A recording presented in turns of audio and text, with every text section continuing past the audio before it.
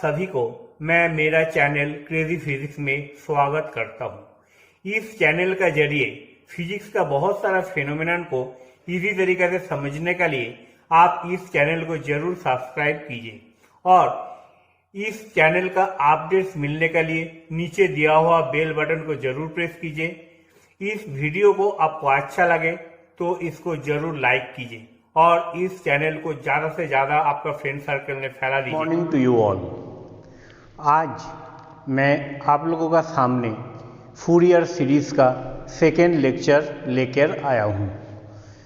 Basically पिछले दिन हम लोग देखे थे ट्रांसवर्स वेव और लॉन्गिट्यूडिनल वेव में स्पीड या वेलोसिटी किस तरीके से चेंज हो रहा है। आज हम लोग बेसिकली जो टॉपिक चालू करने जा रहे हैं वो एक बहुत ही इम्पॉर्टेंट टॉपिक है। बेसिकली इसमें होता क्या है, जैसे क्लास 9 स्टैंडर्ड से हम लोग देखते आ रहे हैं कि what do you mean by wave और ये वेव का इक्वेशंस क्या क्या है और वो इक्वेशंस के बारे में, उसका प्रॉपर्टीज़ के बारे में हम लोग पढ़ाई करके आए हैं। जैसे हम सभी को मालूम है कि what are the equations y equal to a sin omega t plus minus five और y dash equal to b cos omega t plus minus five. These two are the very well known wave equations. यहाँ पर क्या है, जैसे हम लोग को मालूम है y और y1 is the displacement term, A or B is the amplitude term and omega t plus minus phi this is the phase term। तो यहाँ पर क्या है, this is representing amplitude, this is the displacement and this is the phase terminology। यहाँ पर ये जो chapter है, ये चैप्टर बेसिकली हम लोगों का डे टू डे लाइफ में हम लोग जो चीज़ देख रहे हैं उस चीज़ को एक्सप्लेन करने का कोशिश कर रहे हैं। बेसिकली कोई भी हम लोग जैसे रास्ते में निकलते हैं, if it is in day time तो हम लोग we can see the sun rays. Sun ray क्या है, it is basically a electromagnetic wave. यहाँ पर क्या है, this wave is also represented by y1 and y2। These two are the wave equations representing me a particular wave, representing me a particular wave. लेकिन कोई तो भी एक wave को तो लेकर हम लोग को काम चलता नहीं है, इसलिए हम लोग को क्या करना पड़ता है, if n number of waves they super impose issue each other, तो यहाँ पर थोड़ा सा कॉम्प्लिकेसी आ जाते हैं और ये कॉम्प्लिकेसी को दूर करने के लिए फूरियर साहब ने क्या किया, Fourier analysis. Scientist Fourier have developed a new terminology, new theorem, it is called Fourier series. ये जो फूरियर सीरीज है, ये फूरियर सीरीज क्यों आ रहा है, it is coming due to the superposition of waves. इसीलिए ये जो आपका जो टर्मिनोलॉजी आ रहा है superposition of waves, it is basically the base और the need of the Fourier series और फूरियर थ्योरम। और with the help of this Fourier series or Fourier theorem, we will proceed further to understand various type of phenomena जो इस चीज का साथ, जो हमारा नेचुरल फेनोमेनन्स में जो चीज हो रहा है। बेसिकली जैसे हम लोग को मालूम है कि there are two type of basic waves are there, sine and cos. These two are the basic, but what is the difference between the sine wave and the cos wave? Only the phase change. In this case ये जो phase change है, this phase change is only the reason for that. Basically हम लोग higher studies में जो waves देखेंगे, CROs वगैरह में हम लोग जो वेव देखते हैं वो वेव क्या है, this is the assembly of n number of waves. n number of wave का एक मिला जुला कारनामा होता है ये जो सुपरपोजिशन ऑफ वेव्स है।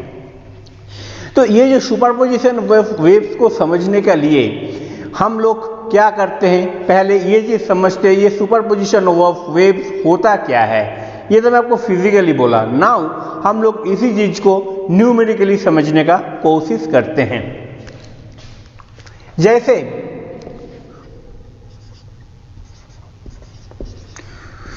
Superposition of waves, basically suppose मैं सोचा जो नॉर्मल इक्वेशंस है, this is y is the displacement, और इस चीज को मैं रिप्रेजेंट कर रहा हूँ y0 y1 y2 and like this way. Suppose I am considering y0 plus y1 plus y2 plus y3 plus dot dot dot dot dot plus yn।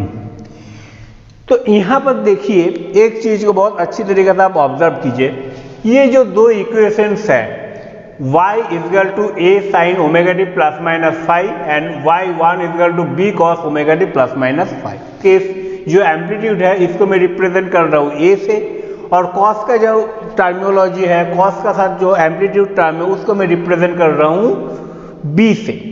और यहाँ पर जो है आप एक टाइम का लिए ये सफिक्स को भूल जाइए। तो यहाँ पर क्या है y0 y1 y2 and yn।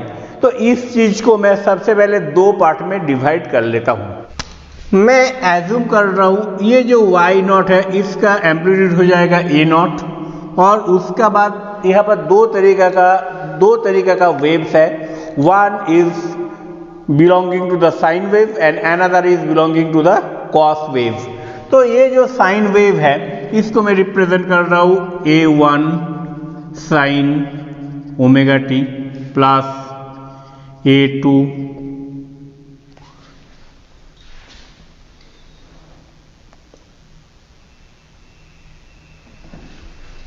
या और भी मैं इसको सिंप्लीफाई कर देता हूँ, sine x sine 2x plus a3 sine 3x and so on. ये जो पार्ट हो गया this is all about the sine terminology. इसके बाद जो टर्मिनोलॉजी आ रहा है वो है cos, that means b1 cos x plus b2 cos 2x plus b3 cos 3x plus dot dot dot dot dot. तो इसी चीज को मैं और भी सिंप्लीफाइड फॉर्म में लिखने का कोशिश करूं तो क्या हो जाएगा a0 plus an sign nx।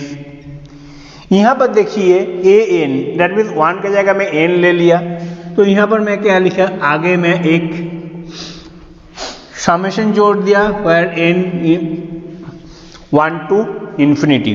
Similar ways में मैं यहाँ पर क्या लिख सकता हूँ, n is equal to 1 to infinity bn cos nx। तो यहाँ पर जो है that means this is y is equal to this. तो यहाँ पर जो है ये जो इक्वेशंस आपको जो डेवलप हुआ है, ये जो इक्वेशंस आपको डेवलप हुआ है ये जो है ये एक बहुत ही इंपॉर्टेंट इक्वेशंस है, और इसका आगे चल के हम लोग with the help of this हम लोग आगे बढ़ेंगे। तो ये जो है this is the basic property. इसी तरीका से आपको एक इक्वेशंस फॉर्म होगा, और ये इक्वेशंस में depending on the conditions, depending on the criteria, यहाँ पर बहुत तरीका का डिफरेंशिएशंस है। There are various type of properties है, वो मैं धीरे धीरे आपको आप लोगों का सामने लेकर आऊँगा, ठीक है। तो यहाँ पर जो है ये जो है a0 an एंड bn, ये जो है these are also termed as Fourier coefficients। तो हम लोग को क्या करना पड़ेगा, we have to find out the value of a0, we have to find out the value of an and we have to find out the value of bn। और इस चीज को मैं मेरा जो नेक्स्ट लेक्चर है वहाँ पर ये how to calculate the values of this things वो चीज़ मैं आपको दिखाऊंगा, और उसी चीज़ को we have to consider it as a formulae, और उसी चीज़ को लेकर हम लोग को आगे बढ़ना है और उसी चीज़ को हमको नेक्स्ट कैलकुलेशंस में इम्प्लीमेंट करना है। तो ये जो लेक्चर है, ये लेक्चर एक बहुत ही बेसिक लेक्चर है, और इसका बाद मैं जब ये फूरियर कोएफिशिएंट्स जब मैं कैलकुलेट करना सिखाऊंगा, वो लेक्चर एक बहुत ही बेसिक लेक्चर है, जो लेक्चर समझना आपको बहुत ज़रूरी है। ये लेक्चर समझे बिना आप फूरियर सीरीज में कुछ भी कैलकुलेट कर नहीं पाएंगे। हम लोग और एक टॉपिक आपका सामने लेकर आए हैं, what are the limitations of the Fourier series. What are the limitations?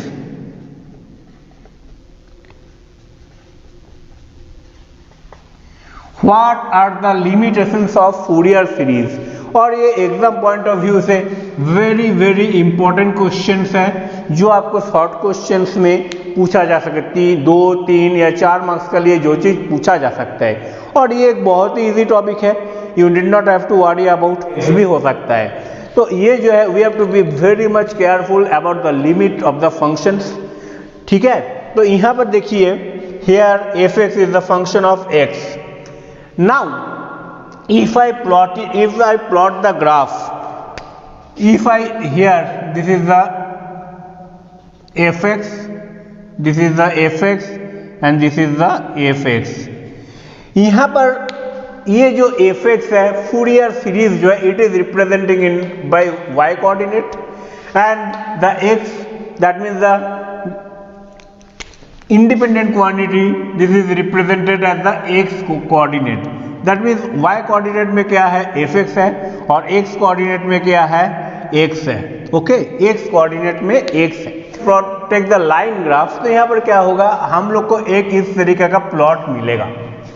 यहाँ पर देखिए, जैसे जैसे x का वैल्यू बढ़ते जा रहा है, उसी तरीके से ये जो fx का वैल्यू बढ़ते जा रहा है, और ये एक जाएगा, ये इस तरीके से टर्न ले लेंगे।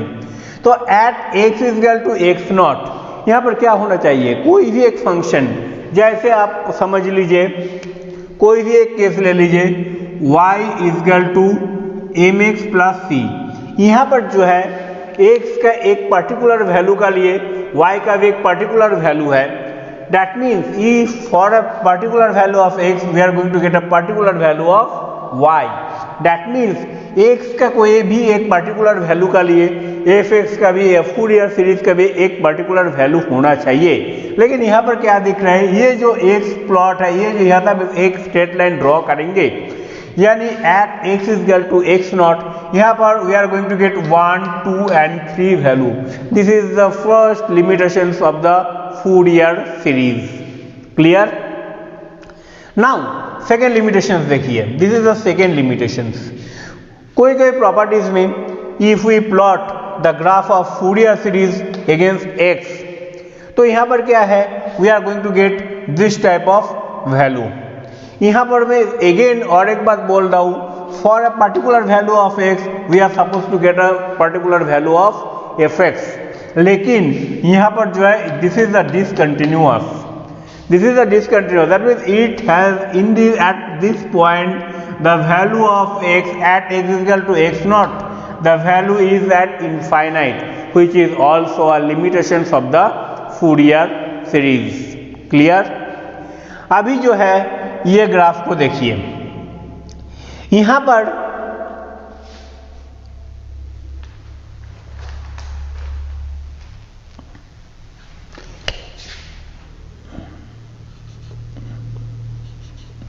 थोड़ा सा एक मिस्टेक हो गया था, x की जगह में t लिख दिया था। Suppose this is the x coordinate and this is the fx coordinate, और यहाँ पर क्या है, यहाँ का ग्राफ किस तरीके से, it is going from here to here, then some straight line, then again this type of graph. यहाँ पर देखिए, ये जो ग्राफ है, इस ग्राफ को आप अच्छी तरीके से देखेंगे तो आपको क्या दिखेगा कि at x naught we are going to get a particular value. लेकिन इसी चीज को आप, if you proceed from right hand side to left hand side, if you proceed from here to here, if you proceed from here to here, then what is the value of x naught? See, the value of x is equal to x plus h. That means what is the value of this x? This is x, this is the x naught and this is the h. So this is x naught plus h. Now in this case it is assumed h tends to 0. h tends to 0. तो यहाँ पर क्या हो जाएगा, यहाँ पर हम लोग को we have to just substitute the value and it is यहाँ पर क्या हो जाएगा f x naught plus 0. Now if we are proceeding from this direction to this direction, that means from left to right, if we are proceeding further, तो यहाँ पर ये जो x का वैल्यू जो है, x का वैल्यू क्या हो जाएगा, that means what is the value of this? This is x naught minus h. Again at this, what is the value at this point? This is x is equal to x naught minus h. Again h tends to 0. तो यहाँ पर क्या हो जाएगा, f of x naught is equal to f of x naught minus h. Then we are substituting the value of h over here. It is f of x naught minus 0. Now see, at the value x naught, okay, ये जो x naught point है यहाँ पर, ये दोनों का एक side से मैं आ रहा हूँ तो it is x naught plus h, और एक जगह से आ रहा हूँ तो ये क्या हो रहा है x naught minus h. But there is some sort of discrepancies are there. यहाँ पर कुछ डिस्क्रिपेंसीज है, इसीलिए मैं ये दोनों को सेम नहीं लिख सकता हूँ. That is why I can write f of x naught minus 0 is not equal to f of x naught plus of 0. So what is the value of f x naught? We have to take the arithmetic mean of whole the things. So this is the case. तो these three are the limitations. तो आपको जब भी आप, और ये limitations जो है ये एग्जाम पॉइंट ऑफ व्यू से बहुत इंपॉर्टेंट है, कभी भी आप इस चीज को लिखेंगे तो आपको क्या करना पड़ेगा, you have to draw the graph first and then we have to explain the things as it is in your text book. और मैं जिस तरीके से आपको समझाया इसी तरीके से आप इस चीज को रेफर कीजिए. एग्जाम पॉइंट ऑफ व्यू से एक बहुत इंपॉर्टेंट लेक्चर है. ठीक है, तो I think all of you have enjoyed the lecture. और आपको किसी का कोई डाउट है तो कमेंट सेक्शन में जरूर लिखिए, और आपको ये लेक्चर अच्छा लगे इसको लाइक शेयर और सब्सक्राइब जरूर करना. ठीक है, तो मेरा जो नेक्स्ट लेक्चर है, नेक्स्ट लेक्चर में मैं आप लोगों का सामने कैलकुलेशन ऑफ फूरियर कोएफिशिएंट लेकर आ रहा हूँ. Thank you very much.